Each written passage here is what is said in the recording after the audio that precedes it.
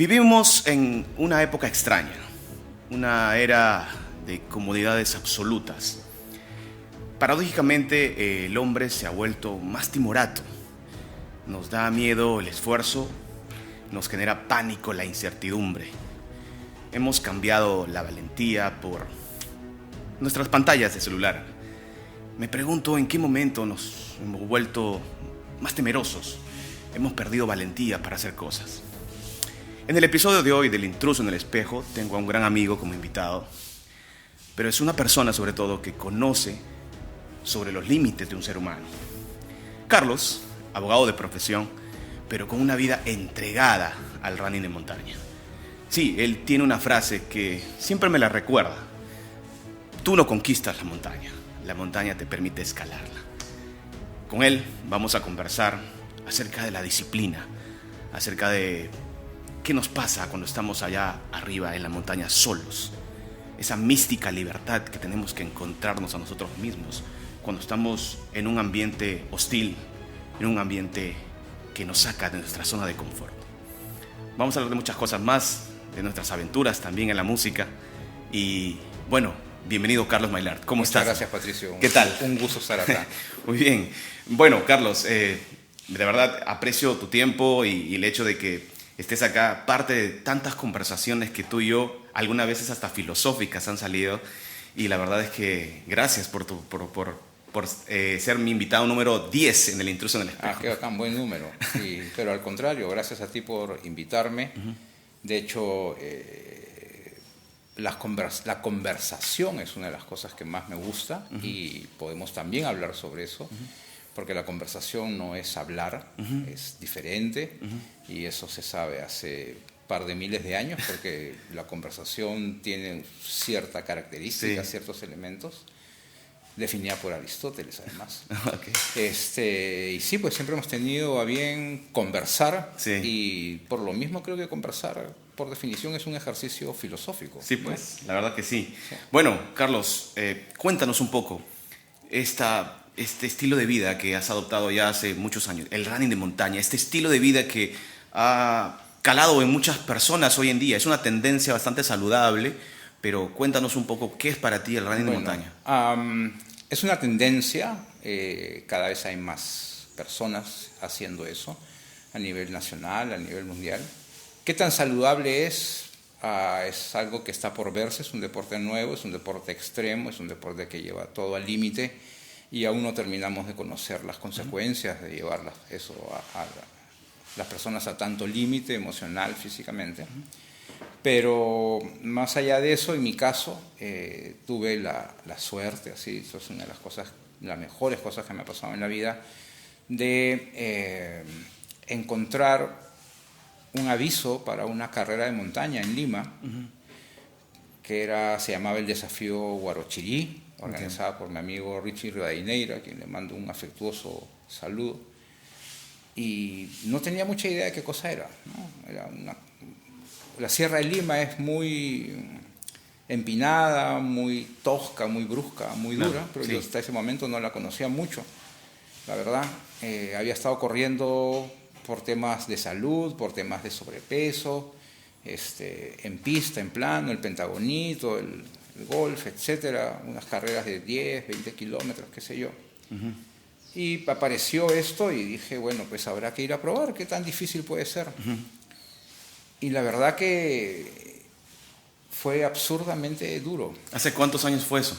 Eso debe haber sido en el año 2009, 2008, 2009. Okay.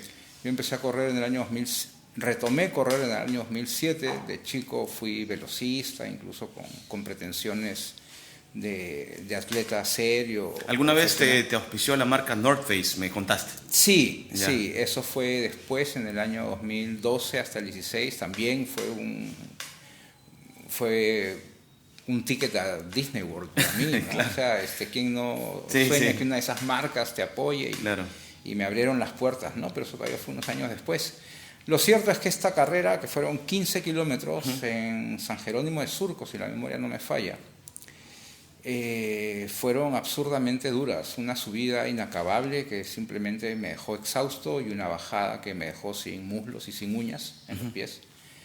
Pero ahí hubo un clic muy, muy especial. Yo nací en el año 74, entonces gran parte de mi infancia, inicios de adolescencia, estuvo marcado por el terrorismo.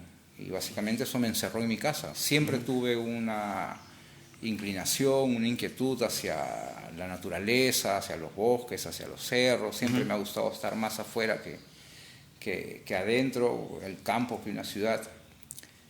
Pero no podía, pues, salvo libros y uno que otro documental en los 5 canales que había en la televisión en esa época. Sí, así es. Y realmente nunca pude salir, ¿no? De chibolo fui Boy Scout, fuimos una vez a Huaraz, pero con una serie de restricciones y limitaciones, porque además, para las nuevas generaciones, el Perú hasta el 90 era un país absolutamente atrasado en un sinfín de aspectos, sin importaciones, sin tecnología. Claro, así es. Muy duro, ¿no? Bueno, era el estándar en esa época. Ahora lo vemos como muy duro, pero en esa época era lo que había y estábamos bien también, ¿no? Pero esa carrera, ese día, esas montañas, me permitieron enganchar esas ansias, esas ganas de naturaleza, de outdoors que tenía. No sé, pues si eso era a los 10 años y en el 2009 ya estaba bastante treintón, 30 años después, pero espectacular. Correcto. Para mí fue una especie de reivindicación, una nueva oportunidad para algo que siempre me había atraído, pero que las limitaciones del contexto no me habían permitido experimentar ni disfrutar, y me enganché tremendamente. Qué bueno. Entonces empecé a entrenar en los cerros de Surco, los cerros de La Molina, el Morro Solar en Lima, y empecé cada vez más constantemente a participar en este deporte, que es correr por un entorno natural. Normalmente, no siempre, pero normalmente hay montañas de por medio, así que se sube un montón para después bajar un montón. Y desde ese momento las carreras de montaña se convirtieron en el centro de mi vida. Organicé toda mi vida en función de las carreras de montaña. Este es un deporte que casi no tiene límites, y lo que atrae, por lo menos lo que me atrajo a mí, es que siempre hay más retos.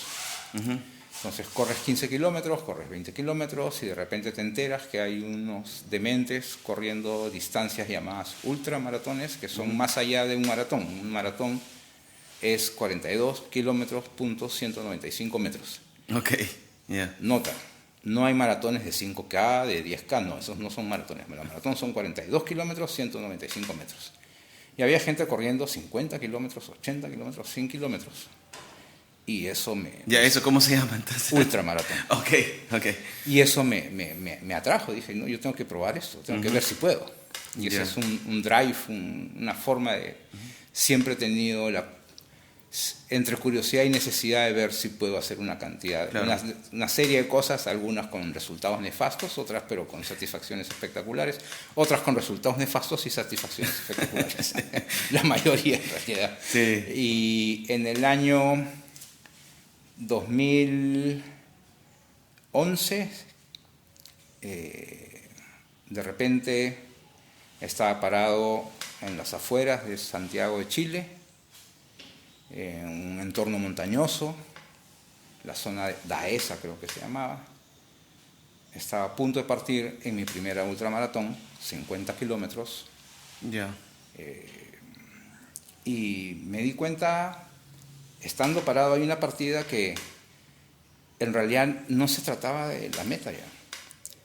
Todo el esfuerzo, el sacrificio, el compromiso que me había permitido tener el privilegio de estar en esa partida ese día, ya era un montón. Y sentí esa satisfacción que pocas veces uno siente de realmente haber logrado eso. Me había ganado a pulso el derecho de estar ahí. Y disfruté esa carrera, además de que fue la primera vez que corrí esa distancia, porque no había presión. Ya no importaba ni siquiera si llegaba o no. Obviamente quería llegar y claro. llegar bien. Pero me di cuenta que había disfrutado el proceso muchísimo. Y lo que quedaba era el premio. Si era 1, 5, 10, no interesaba. Ya me lo había ganado. Y eso es una de las grandes lecciones en mi vida, ¿no? O sea, si quieres el resultado y no estás dispuesto o no estás en capacidad de disfrutar el proceso, ni te metas. La vas a pasar mal. Y a mí ese proceso fue un proceso de meses, ¿no? Exigentes, duros, además descubriendo cosas, si me funcionaban, no me funcionaban, si podía, no podía. Y todavía no habían ese tipo de carreras en Perú, así que tuve que irme hasta Santiago de Chile a participar en una. Me fue normal, ni súper bien ni súper mal. La disfruté de cabo a rabo, evidentemente durísima. Ya en un momento me imagino que conversaremos sobre todo lo que pasa por la cabeza de uno en el interín. Fue una carrera organizada por North Face. Y antes de irme fui a la tienda y les dije, oye, hay una carrera en Chile, en North Face, capaz haya más peruanos que estén yendo, ¿por qué no nos tomamos una foto o algo así? Se me ocurrió hacer. Y resulta que a esa en particular iba yo solo. Habían habido otras previas donde algunos otros peruanos, amigos, después habían participado ya. No había mucha gente en ese momento que había corrido una ultradistancia. Y North Face se portó súper bien conmigo. Me dijo, mira, anda a la tienda, escoge algo de equipo y úsalo allá. Espectacular. Y de regreso les regalé una foto en la meta mía. Y resulta que en todos los países o ciudades donde hay una tienda de North Face, en ese momento había un running club. Y me dijeron, oye, necesitamos implementar un running club, ¿te gustaría dirigir el running club? Y fue una oportunidad para ti. Por supuesto. Pues, claro. Para decirlo con las mismas palabras, una invitación todo pagado a Disney. Claro. Entonces trabajé con ellos 5 años, tuve como te digo, la super suerte de ser embajador de ellos, de probar cosas, de equiparme bien a primer nivel. Claro que sí. Y conocí gente maravillosa, gente espectacular, y pude involucrarme mucho más en las carreras de montaña, no solo a nivel personal, sino que me entró la idea de querer organizar también mi carrera de montaña. Que eso es lo que me trae acá a Tarapoto, porque por una serie de casualidades terminé presentando la idea de organizar carreras de montaña como una especie con potencial turístico, porque yo había estado en Chile y en algunos otros lugares, en pueblitos pequeños que de repente se llenaban de miles de personas para un evento así. Y todo el mundo consumía todo.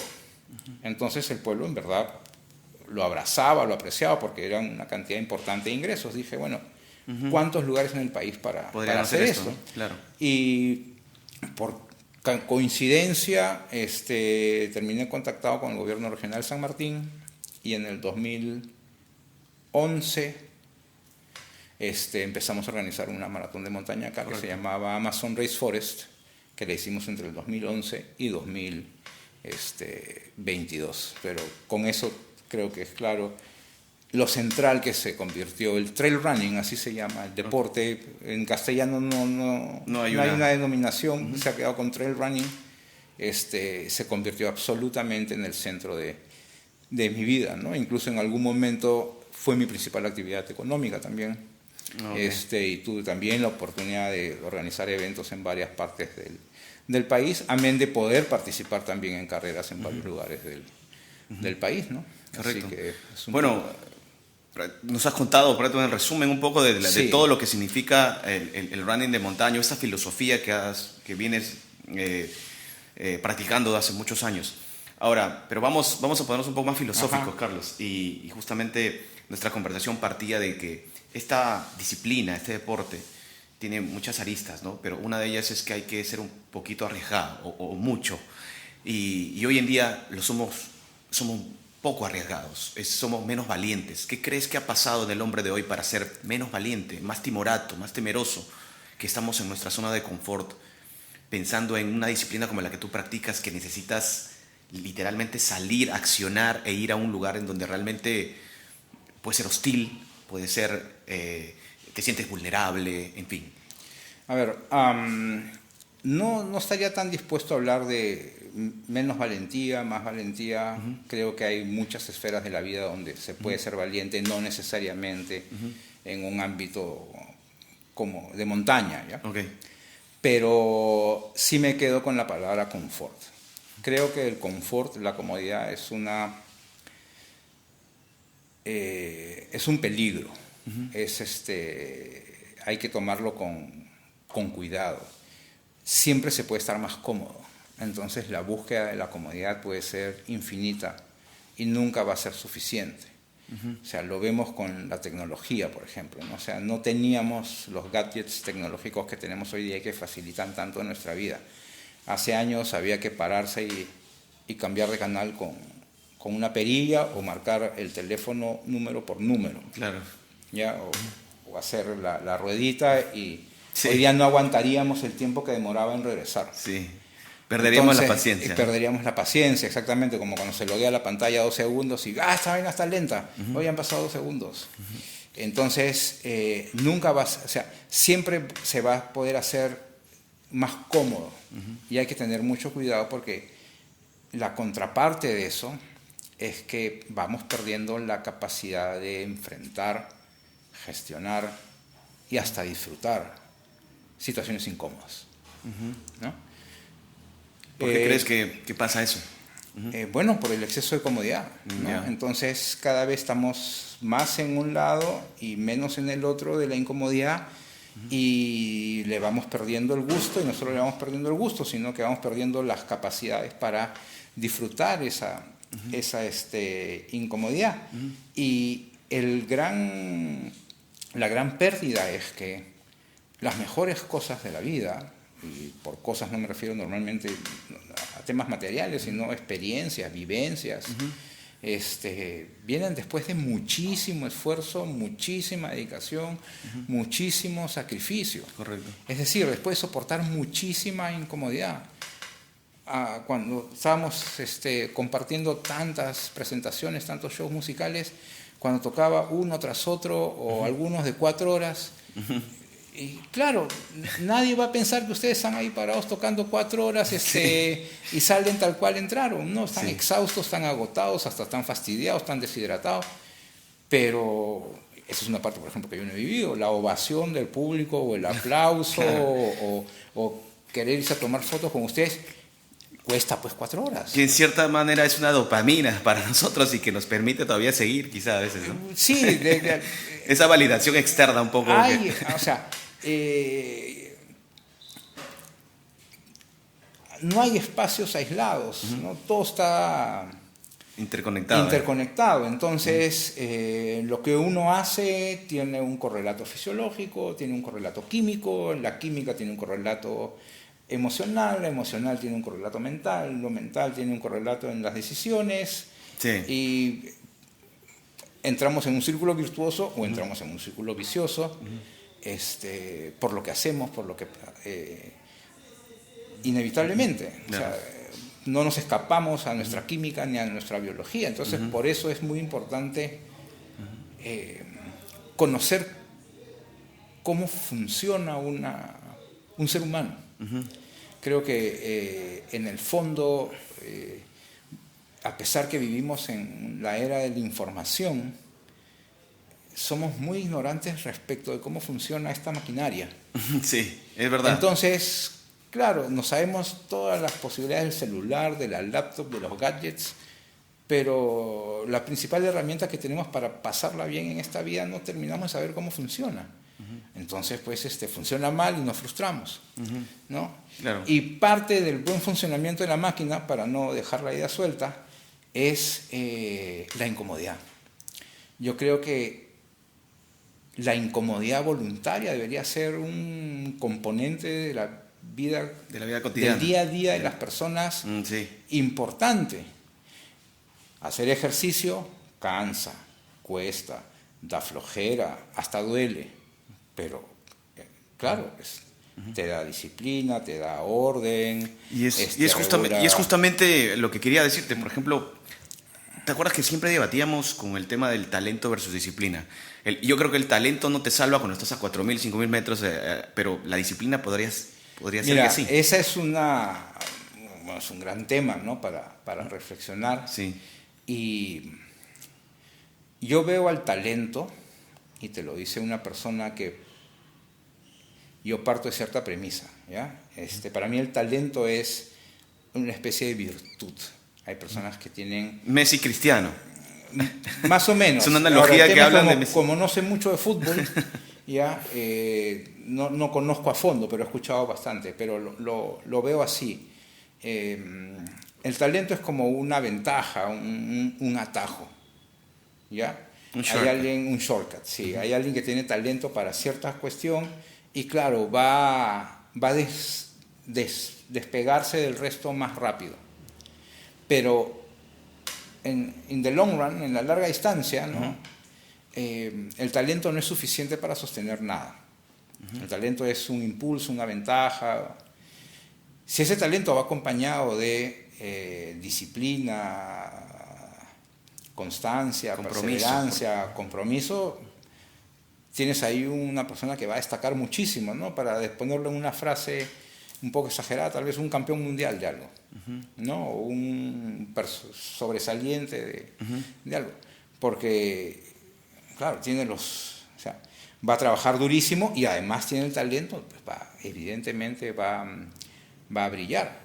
Pero yo creo que todo, o casi todo al menos, es perfectamente posible con suficiente empeño y suficiente disciplina. Entonces, el problema es, claro, si hay una persona talentosa y no es disciplinada, eventualmente se va a truncar, ¿no? O sea, es muy difícil que realmente tenga una carrera en lo que sea súper exitosa, porque el talento no alcanza. Y es una trampa desde ese punto de vista, pues porque uno cree que es suficiente al inicio y después dice, bueno, ¿por qué ya no resulta? Bueno, porque hay gente que ha venido trabajando sin ese mismo talento, sin esa misma virtud, te va alcanzando y a la larga te puede superar. No te puede. Te va a superar, ¿no? Entonces, eso yo lo he vivido, no porque sea talentoso, sino por el contrario, porque he tenido momentos te han tenido gente que te ha superado en cierta manera por tanto trabajo.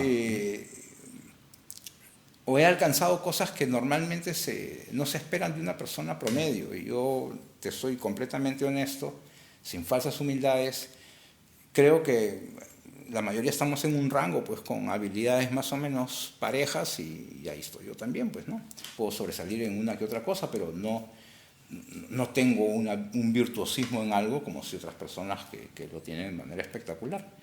Pero haber podido correr distancias de 100 kilómetros, haber podido gestionarme en montaña en momentos hostiles de una manera adecuada, me enseñaron que todo ese trabajo, todo ese empeño, toda esa disciplina, todo ese construir ladrillo a ladrillo, ladrillo a ladrillo a ladrillo, al final te convierte en una muralla capaz de enfrentar situaciones de verdadero peligro, de verdadero riesgo, con cierta tranquilidad. Correcto. Estás sólido y te sientes sólido y te sabes sólido. Y regresando un poco a lo que habías preguntado antes, salir de la zona de confort, enfrentar situaciones ya no solo de incomodidad voluntariamente, sino hasta de cierto riesgo real, también es necesario para poder sopesar en la vida cotidiana qué es real y qué no lo es, en términos de, hoy día muchas cosas pequeñas, medias insulsas, medias nimiedades, generan cuadros, pues, de ansiedad, de estrés gigantes, y son así. Porque como no tenemos más, no tenemos una referencia, no sabemos lo que es realmente estar exigido en una situación Esa de parece riesgo. ser nuestra línea base, ¿no? Parece que esto es un mundo y no lo es, pues agarra y ponlo allá y te olvídate el tema y sigue para adelante. Okay. Entonces, capaz no es falta de valentía, ¿no? Sino es simplemente que como estamos viviendo tan cómodamente, sobredimensionamos ciertas cosas, ciertos elementos. todo el riesgo que conocemos es que, no sé, pues, por poner un ejemplo súper exagerado, posteamos algo y no tuvo suficientes likes y, ¿qué está pasando? No estoy haciendo las cosas bien. Oye, ¿qué importa? O sea, es al final del día... Lo podemos intentar al día siguiente. Exactamente. No, claro. Puede ser un momento acá y eventualmente habrá un momento arriba, ¿no? Situaciones del día a día que terminan siendo sobredimensionadas porque no tenemos un referente real de lo que puede ser una situación de crisis, una situación de riesgo, ¿no? Evidentemente no para todo el mundo, ¿no? Hay gente que, no sé, pues tiene situaciones tal vez de salud, familiares, que sí son temas que los exigen, pero, y de ninguna manera quiero minimizar ese tipo de circunstancias, ¿no? Pero al contrario, gente que vive en situaciones tal vez más extremas, imaginemos pues una familia donde un integrante parecen tiene gestionarlas de mejor forma. Un tema de salud grave, eso les está sacando lo mejor de sí, ¿no? Entonces, correcto. claro, no es que hay que buscar la situación crítica, exacto, la más extrema posible pero hay que equiparar, hay que saber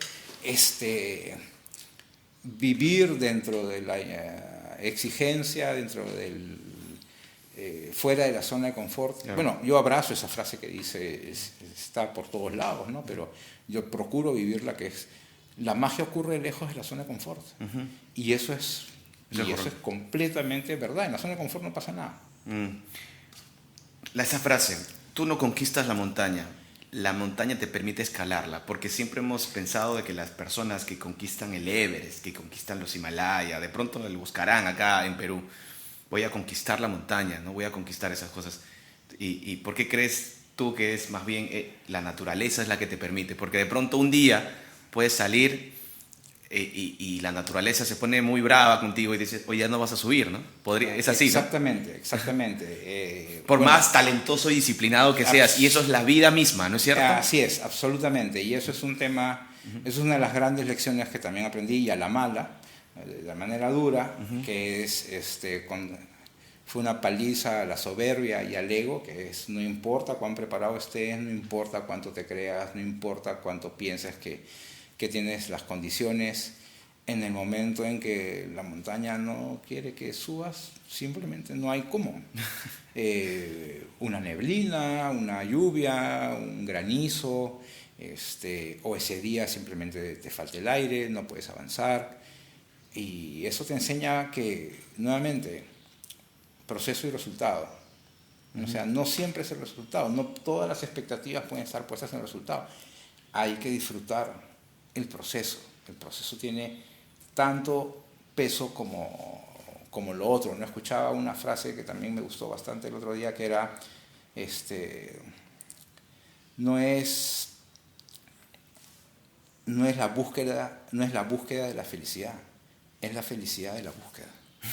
Okay. Y bueno, ese es el proceso. Pues. El proceso. Claro. Entonces, claro, me he preparado 6 meses para subir una montaña. Yo no he hecho alta montaña, un par de cumbres, pero para mí subir a la montaña era pues recorrer esos senderos que habían espectaculares, y ese día no se pudo. Entonces, no era que, fracasamos. No, hoy no fue, será después.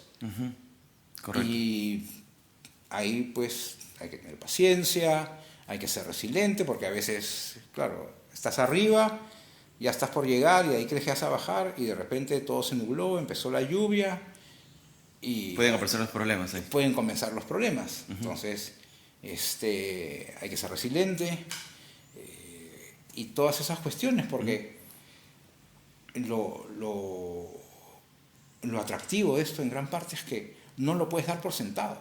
No sabes si vas a llegar. Solamente puedes hacer tu mejor esfuerzo.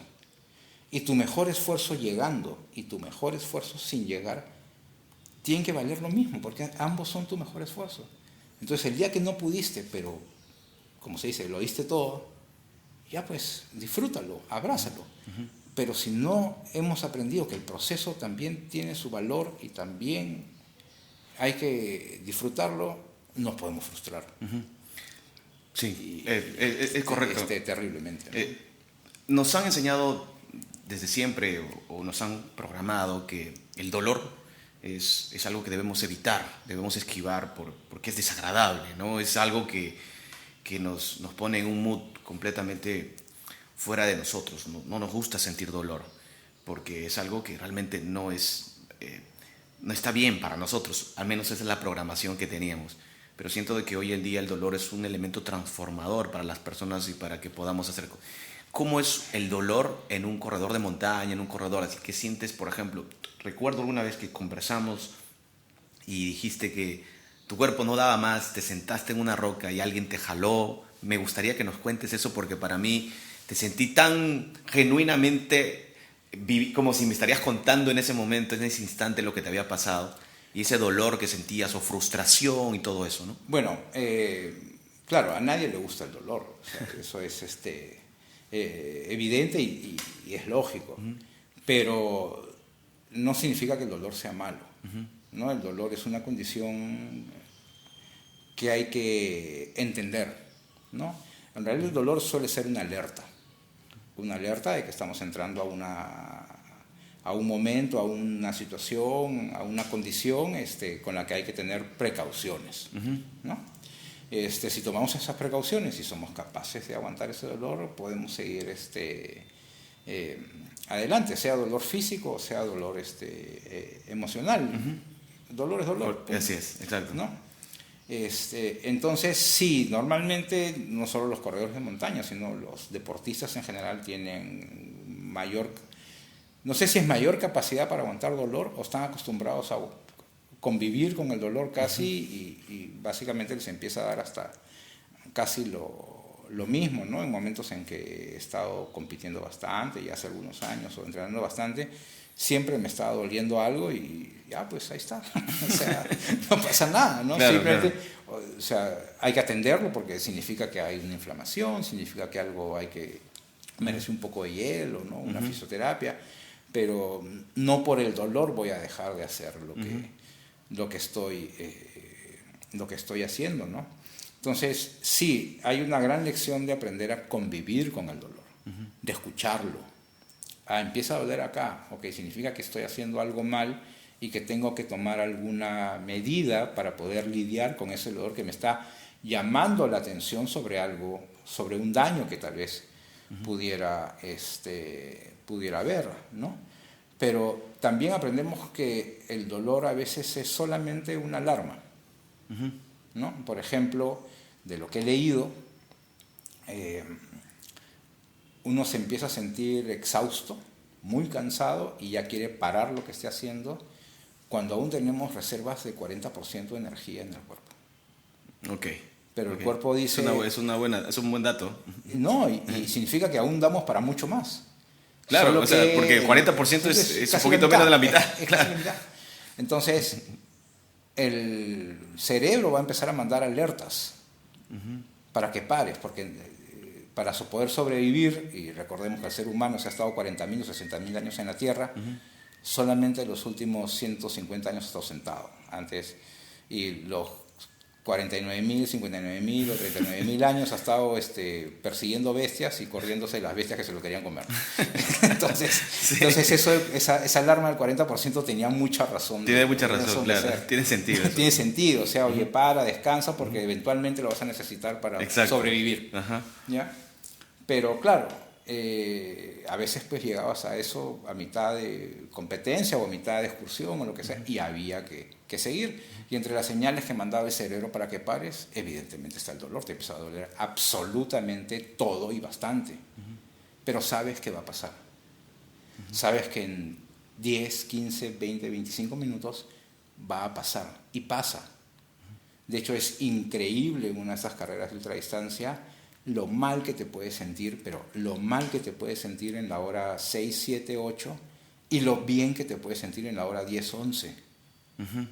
Como si no hubieses corrido nada, estuvieses empezando y todo fluye. Y eso es una buena analogía con la vida misma, Carlos. Entonces, exactamente eso es para llevarlo a la vida. Entonces, ¿quién no tiene situaciones de dolor en la vida cotidiana? Y ahora hablo del dolor emocional. todos. Pero si somos conscientes, si sabemos que va a pasar, lo dejamos pasar. Lo tenemos que experimentar. Lo tenemos que experimentar. O sea, valga la redundancia, te va a doler. Ya, no, te va a doler. No te vas a salvar, te va a doler. Ahora, pero va a pasar y te vas a sentir mejor. Sí, y ahora, después de gestionar ese dolor, o que tenías que saber reconocer que va a pasar, pero nos quedamos con el miedo, que no va a pasar, porque tenemos que el gobierno, el miedo nos empieza a gobernar, nos empieza a sentir como que, insisto, vamos nuevamente a la montaña, me duele, tengo miedo de no sobrevivir, tengo miedo de no llegar. Entonces, como un corredor profesional o con toda tu experiencia, gestiona un poco ese miedo, porque también es parte de... El miedo es otra alerta. Entonces hay que... me está dando miedo. ¿Por qué me está dando miedo? ¿Dónde está la amenaza? ¿Dónde está el riesgo? ¿Y qué puedo hacer yo para minimizar la amenaza, minimizar el riesgo? Esto puedo hacer. Listo. O me quedo acá, porque sigo sintiendo ese miedo, o digo, bueno, ya tomé mis medidas, es lo que hay, y continúo. Que bueno, a los que nos gusta estar en ese tipo de entorno es lo que finalmente hacemos. O sea, no es que, o sea, de ninguna manera no es que no tenga miedo, por supuesto que y te voy a ser sincero, con los años me he vuelto un poco más aprensivo, ¿no? Y empiezo a enfatizar la precaución. Ya no tengo la misma capacidad de asumir riesgo que tenía antes, porque evidentemente mis herramientas no son las mismas. Exacto. Ya la edad también... Ya han pasado los años. Sí, pucha, cómo me encantaría pues seguir en los 30, donde todo parece posible, pero ahora ya no lo es tanto, voy hasta donde puedo y un poco más allá. Para no perder la costumbre. Pero el miedo también es otra alerta. Entonces, agarras la alerta y la incorporas en tu ecuación para tomar una decisión. Si estás viendo pues que el cielo se está poniendo negro y se está formando una tormenta, ya, ok, empieza a buscar un refugio. O sea, no puedes seguir. Ya no es que no seas valiente, no es que seas un cobarde. O sea, estás leyendo adecuadamente el mensaje que te está trayendo el temor. Empiezas, o no sé, pues un animal o qué sé yo. Y en la vida cotidiana, por lo menos yo procuro tratarlo igual. O sea, cuando algo me da temor, cuando algo empieza pues a mostrar esa alarma, digo, ok, ya, ¿de qué se trata esto? ¿Qué puedo hacer al respecto? Claro. Pero lo que no deberíamos tener por primera y mucho menos única opción es que el miedo sea un freno. No me da miedo, ya no lo hagas. No, anda. O sea, la valentía no es ausencia de miedo, es simplemente saber dimensionar el miedo adecuadamente, tomarlo como un elemento de una decisión y darle para adelante, ¿no? Sí, correcto. Pero la zona de confort es enemiga de la incertidumbre. Y eso nos ha limitado mucho en nuestra capacidad de, sobre todo en tiempos de ahora, ¿no?, sobrepasar algo cuando nos da miedo. Porque sí, pues la incertidumbre o a mucha gente en realidad los congela, pero si reflexionamos un poco, vivimos en constante incertidumbre. Creemos que no es así en ciertos ámbitos donde nos sentimos tranquilos, pero en realidad no, sí, pues, no lo es. Y por eso es que creo que voluntariamente hay que hacer de vez en cuando ciertas actividades que tengan un componente de riesgo, así sea pequeño, que tengan un componente de incertidumbre, que tengan un componente de soledad, y situaciones que no buscaríamos normalmente, pero que las vamos a encontrar normalmente en la vida. Y necesitamos herramientas, habilidades, capacidades para poder manejarlas adecuadamente y no quedarnos correcto. Ahí. Si una situación nos da miedo y no la superamos, es un trauma que vamos a arrastrar el resto de nuestras vidas. Exacto. Y de lo que he visto en mis 50 y pocos años, eh, es como que queda una tarea pendiente y la vida te la va a replantear y replantear y replantear hasta que la pases. Y no solamente no vas a vivir otras cosas, sino que el replanteo a veces es cada vez más duro. Sí, exacto. Y eso es bueno por un lado, porque es la oportunidad de superar nuestros traumas. Pero claro, llega un punto en que ya no se pone simpático. Sí, exacto. Bueno, como te decía, esas programaciones un poco mentales del dolor, del miedo, es algo que en su momento nos habían enseñado a esquivarlos, a evitarlos, pero hoy, como dices, hay que promover ciertos escenarios. La vida es de pronto más caótica hoy en día, ¿no? Más caótica, tiene otro tipo de frustraciones. Y digo otro tipo de frustraciones porque ahora hay el entorno digital que nos ha cambiado mucho la vida. Hace poco entrevistaba a una escritora, la profesora Daisy Violeta, y hablábamos de que yo no puedo competir, mi literatura no compite con un TikTok. Estamos tan acostumbrados a videos tan cortos de 2 segundos, 3 segundos, y el cerebro no se puede concentrar en algo. Claro. Entonces ahora un libro es imposible que lo leas en 2, 3 segundos y necesitas más concentración, porque estamos acostumbrados incluso a esas nuevas programaciones mentales, ¿no? Esas nuevas configuraciones que nos invitan a ser seres humanos más timoratos, ¿no? Más timoratos, más el momento, y cuando algo aparece que nos llena de riesgo, de incertidumbre, lo evitamos. Lo evitamos, claro. y no queremos entrar en ese espacio porque para nosotros es un terreno hostil, ¿no? Claro. Hostil, y eso, la verdad, personas como tú, que tienen una disciplina de un deporte que te invita, no sabes, es más, mañana no sabes qué te vas a encontrar de pronto cuando salgas a correr mañana, ¿no? No, tampoco sé si me va a caer, ¿no? Por ejemplo, ¿no? Entonces eso es, y eso es lo importante de esto. Carlos, recuerdo que esa anécdota, ¿cuál es? Pero no sé si es la misma que puedes contar ahora, pero recuerdo que una vez nos sentamos a hablar y dijiste, alguien, insisto, como hace rato, ya no podías más y te agarró acá y dijiste, vamos adelante. ¿Esa es la anécdota? ¿Te cambió un poco o tienes otra que no, para ti? Hay muchas en realidad, pero... ¿Cuál fue la más especial para ti que dijiste, esto es espectacular, ¿no? Mira, creo que fue el año 2013, había una carrera que iba desde la Huacachina hasta la bahía de Paracas, eran 100 kilómetros a través del desierto, partías 5 de la tarde y llegabas cuando podías.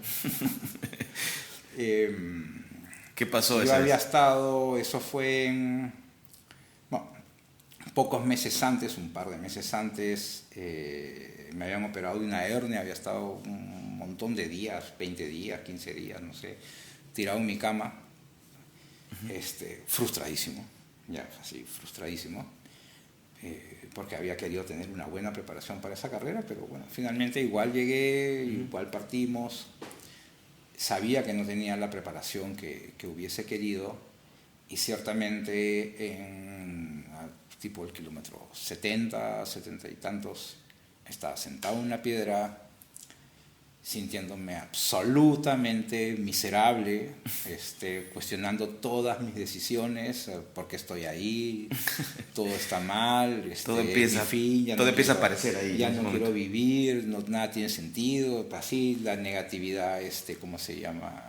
A mil. A flor de piel. A mil, ¿no? De hecho, en ese momento no sabía muchas cosas que sé ahora, como que, por ejemplo, eso también es un juego mental. O sea, la vida es la misma, no es más miserable. La vida es exactamente la misma que el día anterior y que el día siguiente. Simplemente, por alguna razón, yo en ese momento me estaba sintiendo, pero terrible, ¿no? O sea, tierra trágame, mátenme, ¿no? Claro. Y claro, era simplemente pues porque había llevado mi cuerpo a un límite donde el cerebro lo único que quería es que me apague, ¿no? Entonces estaba mandando todas las señales físicas y mentales y emocionales para que yo diga me rindo y me quedé ahí, ¿no? Espere la camioneta de la organización que me recoja y me lleve a la tienda de atención médica, que me dejen dormir por último, nada más. Claro. Porque lo único que quería mi cuerpo es apagarse. Apagarse, exactamente, ¿no? Y efectivamente llega la camioneta de la organización, pues, y me ven sentado en una piedra, en modo miserable 100%, y el organizador me conocía y me dice, Carlos, sí, ¿subes o quieres seguir? Y claro, me acuerdo que yo estaba ahí porque quería estar ahí. Nadie me había obligado a meterme en eso. Es más de una persona me decía, ¿qué haces ahí? ¿No? Entonces, nadie me había dicho, trata de correr 100 kilómetros. Nadie. Claro. Era absoluta decisión mía. Estaba ahí porque yo quise estar ahí. Y bastó que me recordaran eso para decir, bueno, si yo quiero estar ahí, si yo vine acá, si yo asumí esto, ¿qué sentido tiene que esté sentado acá arrepintiéndome y sintiendo miserable como un perrito que se lame las heridas? No, las partes en otro momento tal vez ahí no. Muy bien. Pero las heridas. Y me paré y empecé a ir. No te voy a decir que toda la sensación desagradable se fue en el momento, no, de ninguna manera, pero bastó que me parara y empezar a andar y las cosas empezaron a acomodar y al final del día el cuerpo también se da cuenta y dice, ya no vamos a parar, así que ya vamos a pasar de hacer sentir mal para que pare, porque ya nos dimos cuenta que no va a parar, y al contrario, vamos a ver con lo que queda, con la energía que quede, cómo nos volvemos lo más eficiente posible para que por favor pare un poco más allá. Y al rato ya las sensaciones cambiaron, ya me sentía bien, el ánimo estaba recuperándose, así que evidentemente estaba súper cansado,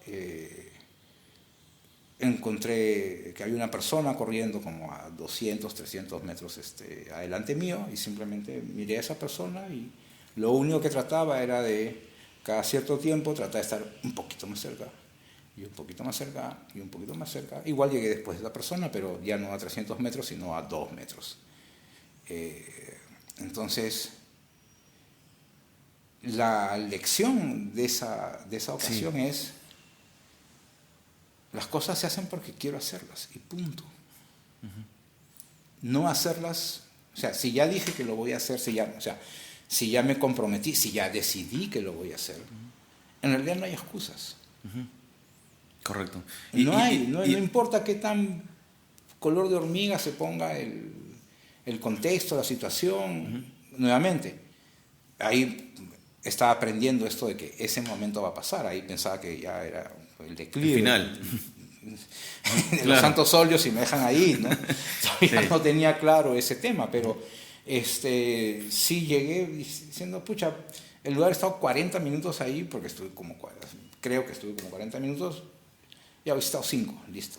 Pero al final del día, si decidiste algo, lo puedes hacer. Claro. Que a veces todo se ponga en contra o todo parezca que se cae o sientes que ya no puedes más, es un momento.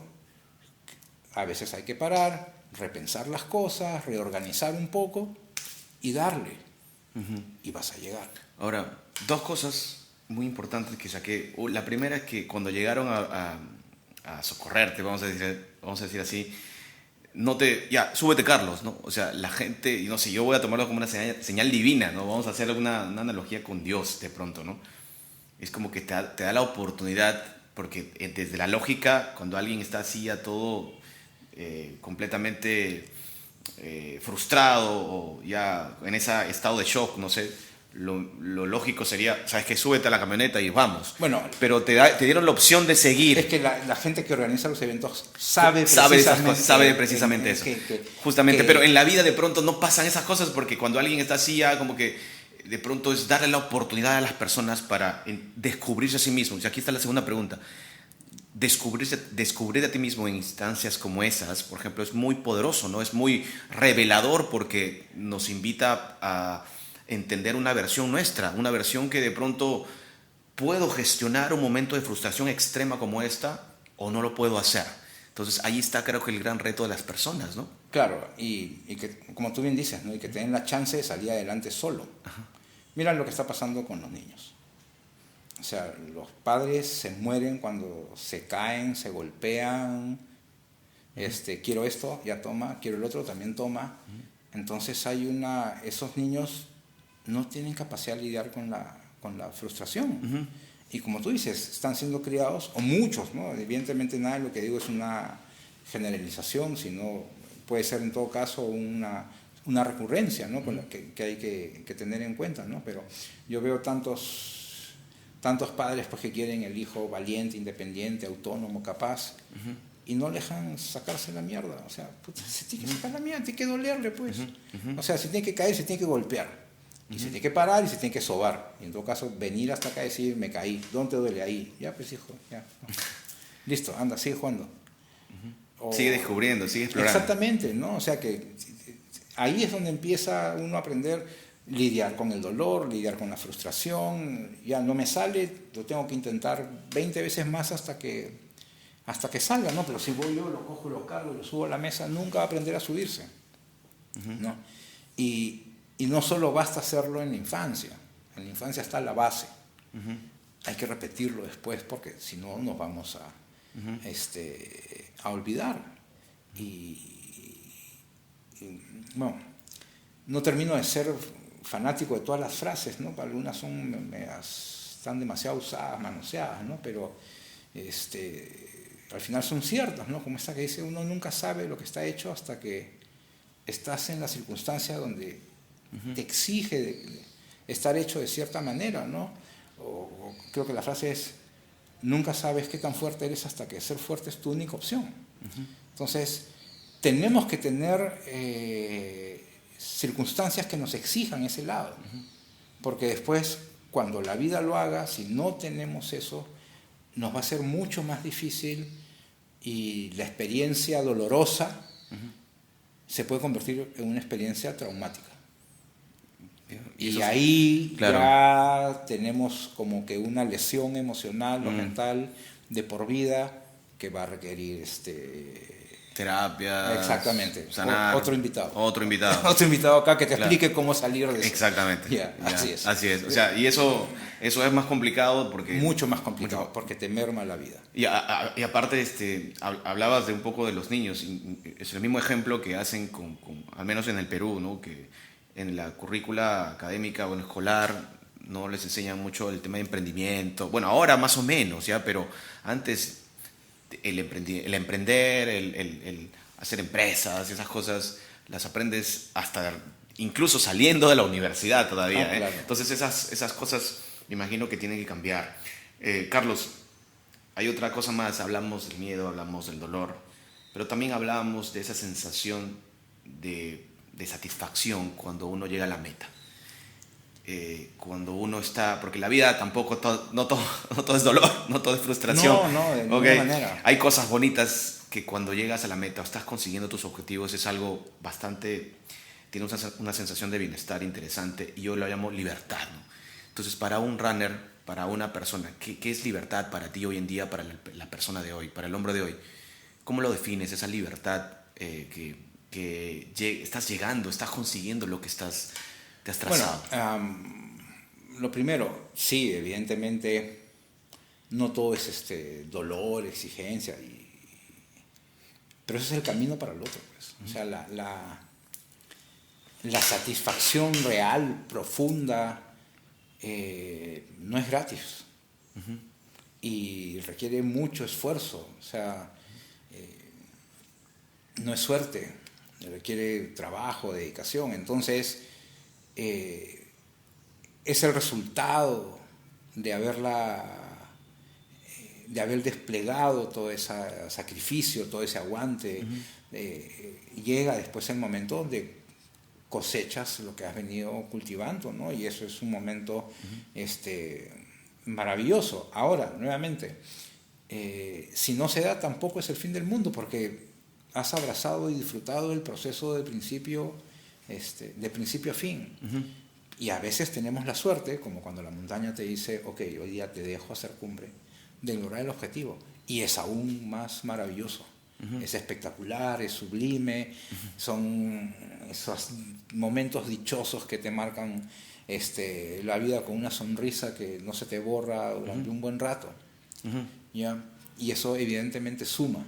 Correcto. Pero no lo es todo. O sea, que la vida o la montaña no te haya dejado hacer cumbre no significa que fracasaste.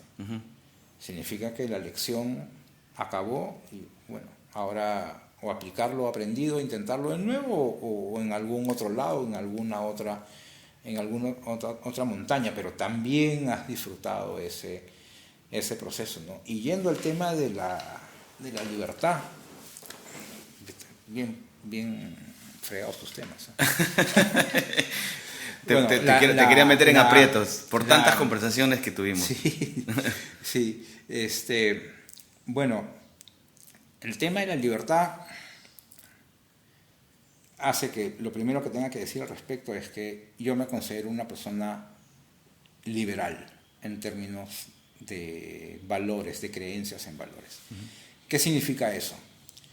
Que a mí me da exactamente igual que haga la gente con su vida, en tanto no afecte negativamente la mía. Si en el camino nos encontramos y te puedo echar una mano, genial. Me puedes echar una mano, más bacán.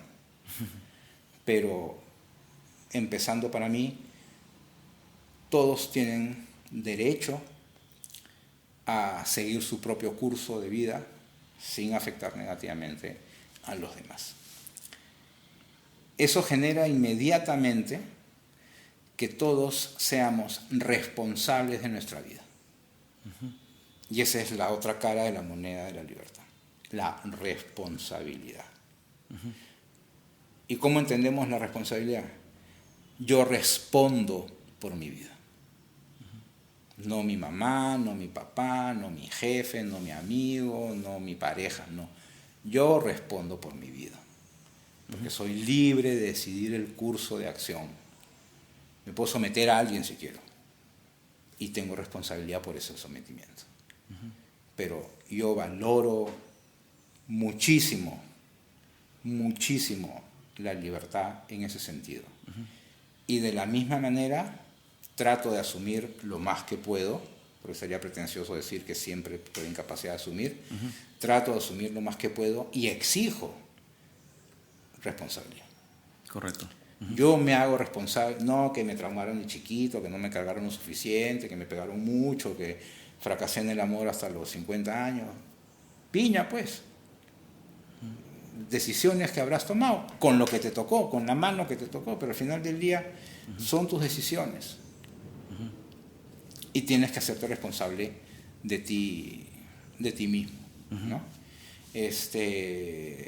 Ojalá nunca me pase nada. De verdad aprecio muchísimo mi vida. O sea, conozco gente maravillosa en todos los niveles y que hacen que mi vida la aprecie muchísimo, tal vez mucho más que en otros momentos más iniciales, digamos, ¿no? Y espero que nunca me pase nada, o sea, o no me pase nada durante un buen tiempo. Sí. Pero si un día me caigo, me resbalo, me pica alguna serpiente en el camino y ahí quedo, fui yo mismo. ¿No? Entonces también... Eran tus decisiones, ¿no? Y será mi responsabilidad. La vida está... y tendré que asumirlas lo mejor que pueda en ese momento, ¿no? Y lo mismo con relación a los demás, ¿no? O sea, hemos trabajado juntos y he cometido errores y... Bueno, pues sí, pues cometí un error. No es el fin del mundo, pero acá me hago responsable. Y enmiendo en lo que sea posible y compenso si es que corresponde, porque cometí un error bajo mi responsabilidad porque yo tomé esa decisión. Pero también te puedo decir, es que no sabía qué cosas hacer. Bueno, ¿para qué te metes, pues? O sea, claro. ¿Para qué te metes? También, o sea, la ignorancia no te libera de responsabilidad. No, es que estaba perdidamente enamorado y por eso tomé las peores decisiones de mi vida. Piña, hazte responsable. Hazte responsable. Al final... Entonces, sí, absoluto creyente en la libertad individual. De la mano de la responsabilidad. Correcto. O sea, si no quieres hacerte responsable de tu vida, bueno, pues que te adopten hasta los 50 años, ¿no? O sea, que alguien más tome decisiones. O un poco más, quizá. Un poco más. Pero y creo que ese es un signo de hoy en día, ¿no? Tal vez desde cierto punto de vista estamos en un mundo muy infantilizado, ¿no? Donde la gente no termina de asumir responsabilidad, y siempre está señalando al resto como la causa de su circunstancia, de su situación, de su éxito, de su falta de éxito o de lo que sea. No es que me dejaron, no es que no me dieron, no es que no me invitaron, no es que no me dieron like. Ya. Claro, y a veces así, ¿no? Bueno, por cosas tan ínfimas, ¿no? Mira, hasta pueden ser relevantes, pero tu situación es tu propia responsabilidad. Y acá regresamos al tema ponte el tema del dolor, el tema de la incomodidad. No te va bien, cambia pues. Pero cambiar cuesta. Cambiar cuesta un montón. Duele. Hay que soltar. Eso significa que, o sea, si yo tengo cosas y las aprecio un montón y no tengo la intención de irlas soltando por el camino, es peor todavía con los hábitos, con las creencias, con las ideas, con los apegos. Nadie los quiere soltar. Y se quejan de su situación, pero le echan la culpa al otro. No, pues. Es tu responsabilidad cómo estás. ¿No estás conforme cómo estás? Cambia. Cambia requiere esfuerzo, enfrentar incomodidad, superar el miedo a la incertidumbre, no caer en la crisis de ansiedad. Por eso es que yo creo nuevamente que es importante, si no fundamental, tener estas experiencias donde salimos de la zona. Mira que yo me atrevería a llamarlo, no de la zona de confort, no solamente, sino de la zona de control, donde creemos que tenemos control. Y realmente soltar el control que a veces pensamos que tenemos sobre nuestras vidas y ver un poco cómo lidiamos con esa incertidumbre, ¿no? Sí. Y eso nos va a permitir tener más herramientas para asumir nuestra responsabilidad, ejercer nuestra libertad. Que creo que de eso se trata la vida al final, ¿no? Bien, Carlos, bueno, esto es un espacio que justamente creo que eres el fiel reflejo de este espacio del intruso en el espejo, porque nuestras conversaciones siempre tuvieron este tenor, ¿no? Este color, y lo aprecio bastante, el hecho, porque sé que muchas personas que ahora este canal, este espacio está creciendo poco a poco, y habla justamente de eso, ¿no? De lidiar con estas lecciones de vida, ¿no? Con cómo gestionamos nuestras frustraciones, el dolor y cosas que de pronto pensábamos que queríamos evitar o debíamos evitar, y ahora hay que más bien promoverlas, provocar esas instancias en donde nos permitan ser, oye, tal vez no estamos siendo nuestras mejores versiones, tal vez hay cosas que tienen que sucedernos para poder alcanzar otras circunstancias, de pronto más positivas, diferentes, ¿no? Muchas gracias nuevamente por estar acá, y estamos terminando el espacio, el capítulo número ya creo que 10. Hoy día estoy... Felicitaciones por eso. Gracias Carlos, más montar algo como lo que estás haciendo de ninguna manera es fácil. Sí. Y o sea, mostrarse ante el público, y el internet hoy ya te permite que ese público sea básicamente infinito. Claro, requiere... te felicito porque es un acto de valentía. Claro, sí, bueno. Es un acto de valentía mostrarse ante los demás y estar dispuesto a recibir todo tipo de comentarios. Exactamente. Eso sí. no todo el mundo lo puede digerir. Gestionar también, ¿no? No, pero hay que entrenar eso también para andar en modo teflón y que nada se pegue. Claro que sí. Pero este espacio crece también porque, digo, qué curiosa la vida, porque más entreno, más estoy acá y más suerte tengo, ¿no? Entonces, como que es una consecuencia de mis decisiones, ¿no? Así que yo agradecido por tus palabras. Como parte final, ¿qué le dirías a las personas hoy en día que tú, como un experimentado corredor de montaña, de años ya? ¿Cuántos años, Carlos, más o menos estás corriendo ya?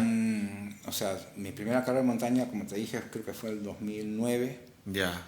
Estamos 26, 17, 18 ya, años. Más o menos como 20 años y, sí. Y sigues todos los días. Yo lo veo en las historias, literalmente. Sí. Cuando solía tocar con Backing Tracks, íbamos de viaje de pronto a Moyobamba. El hombre se salía del hotel para ir a correr en Moyobamba, o sea, encontraba una ruta, no sé cómo hacías, pero Carlos sí había salido a correr. Esa disciplina es algo realmente bastante meritorio, bastante genial de entender un poco de una persona como tú, y eso creo que por eso estás acá, por estas historias que nos puede contar. Pero si podrías decirle a alguien un mensaje final con respecto de esta zona de control que ahora hemos definido, esta zona de control que las personas les gusta vivir ahí o están de pronto ensimismadas o simplemente es una decisión propia de estar ahí, pero tienen que salir de ahí. ¿Qué es lo que Mira, le dirías? yo me permito recomendar, así en términos generales, a la mayoría de las personas un par de cosas. Así, con mucho... Con mucha humildad. Sí, con mucho, o sea, con bastante humildad, de hecho, pero... Porque a mí tampoco me gusta... No busco imponer recetas, ni decir Claro. así tiene que ser, no. Nuevamente, libertad individual. Pero cada uno busque ciertas cosas a su manera, a su ritmo, con lo que tiene a la mano, y comparto las cosas que yo considero que me han servido, que me han permitido ser mejor persona, y también comparto las experiencias nefastas que he tenido, nuevamente por mi propia responsabilidad, ¿no? Porque incluso, como te dije hace un rato, no conocer las consecuencias no te exime responsabilidad, simplemente te va a doler más.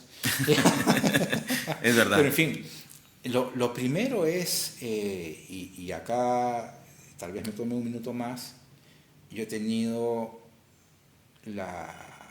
el privilegio en realidad de tener ahora un entorno que si promueve algo, mi entorno familiar, es vivir mejor. Mi esposa, Rocío, mi suegra, Nelly, son personas que dedican su vida a ayudar a otras personas a recuperar su estado de bienestar. Entonces tienen una comprensión de la vida muy profunda, donde yo he encontrado conocimiento sobre cómo funciona esta entidad humana en todas sus dimensiones, física, mental, energética, espiritual, todas las que tú quieras, que me ha permitido decir, con razón nunca llegaba a donde quería llegar porque no sabía usar la máquina, pues. Me había leído mal el manual de instrucción y jamás iba a llegar y siempre se me iba a malograr y siempre iba a estar frustrado. Sí. Entonces, yo creo que las personas tienen que asignar un tiempo también de su vida a conocer realmente qué significa ser una persona, cómo funcionan las emociones, cómo funciona la mente, cómo funciona el cuerpo, porque estamos acá, ese es nuestro vehículo de contacto con la realidad, y si no sabemos cómo funciona, lo vamos a manejar mal. Es como comprar una herramienta y no leer las instrucciones y usarla mal. No nos van a salir las cosas bien. Y eso yo lo descubrí bastante tarde en la vida, pero tuve la oportunidad de descubrirlo y, claro, encontrar por qué había cometido tantos errores a lo largo de mis años anteriores, ¿no? Entonces, para mí lo fundamental es paremos un rato si no estamos conformes con cómo nos está yendo en la vida y veamos, ok, ¿qué estoy haciendo? ¿Qué debería estar haciendo? Esa pausa, ¿no? Claro, y un momento de reflexión en torno a eso, y si yo mismo no lo logro descubrir, como en mi caso, por ejemplo, pedir ayuda al de lado o a quien conozcamos, para que diga, oye, ¿por qué no logro salir de esta situación? No, es que lo que pasa es A, B, C. Comprendí. Yo mismo estoy generando esta situación, pero todos nos generamos nuestras propias situaciones. Pero ese conocimiento no está a la mano y no nos lo dan ni en el colegio, ni en la familia. Por alguna razón se perdió. Ahí, si soy honesto, no lo sé. Pero está ahí, está más cerca de lo que pensamos. Y si accedemos a él, nos va a ir muchísimo mejor en la vida. Eso es lo primero que yo me atrevería a recomendar en términos generales. Y lo segundo, ya más de mi experiencia personal, de las propias decisiones que yo he tomado, es tengan su cuota de incomodidad voluntaria. O sea, eso enriquece la vida muchísimo. Empezando, si quieren, bueno, acá es costumbre la ducha fría, pero yo vengo de Lima y la ducha fría para mí es un issue, el agua fría me repele.